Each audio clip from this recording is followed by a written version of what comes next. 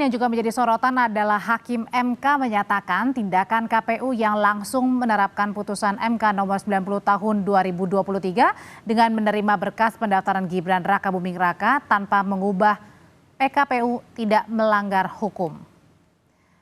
Pihak pemohon pada saat tadi di persidangan ini juga sempat mengungkit soal Presiden Jokowi yang ikut cawe-cawe di pemilu 2024 dengan mendukung salah satu pasangan Capres-Cawapres. Namun MK menilai dalil yang menyebut Presiden Jokowi cawe-cawe tidak dapat dibuktikan di persidangan.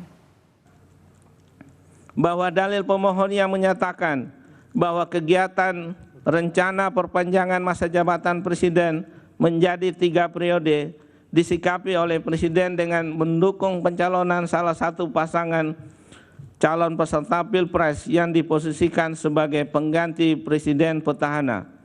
Menurut Mahkamah, kebenarannya tidak dapat dibuktikan lebih lanjut oleh pemohon.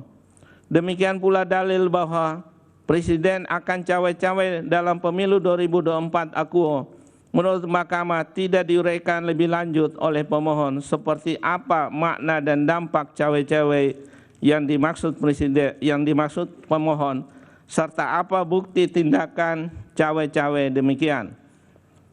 Bahwa berbagai alat bukti yang diajukan pemohon, baik bukti berupa artikel atau rekaman video berita dari media massa, memang menunjukkan kegiatan dan pernyataan Presiden yang berkehendak untuk cawe-cawe dalam pemilu Presiden dan Wakil Presiden tahun 2024.